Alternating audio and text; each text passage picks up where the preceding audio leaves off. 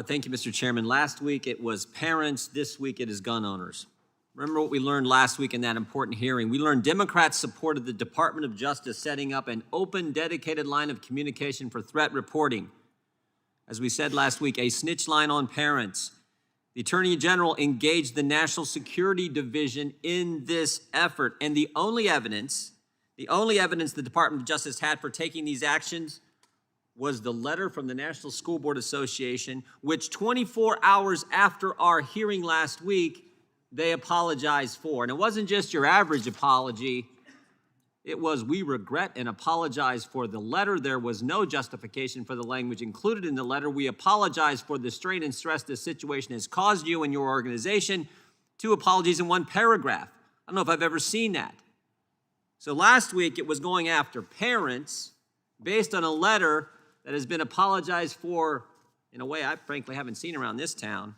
This week, Democrats are going to take away law-abiding Americans' Second Amendment rights.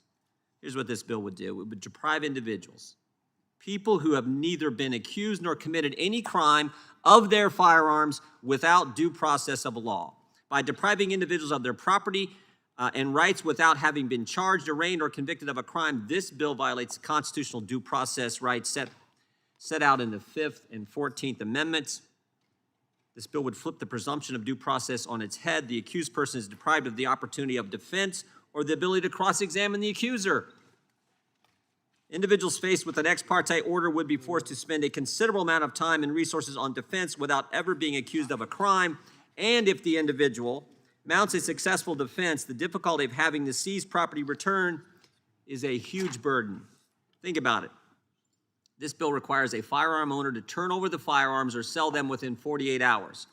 But there's no requirement in the bill for the government to return the firearms once the order expires or is no longer in effect.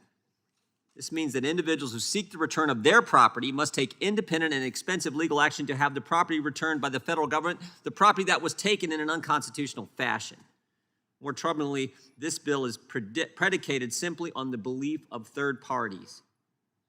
Your neighbor doesn't like you, will now have a mechanism to get the government to take your Second Amendment rights away, to take your firearms away. This bill is about limiting American Second Amendment liberties. Make no mistake, this bill is all just a pretext for the Democrats to take guns away from law-abiding citizens. Think about this. Democrats defund the police, they label parents as terrorists, and now they're going to take away your firearms without due process. This is frightening. I hope we don't pass this legislation. I hope you vote no. With that, I yield back the balance of our time.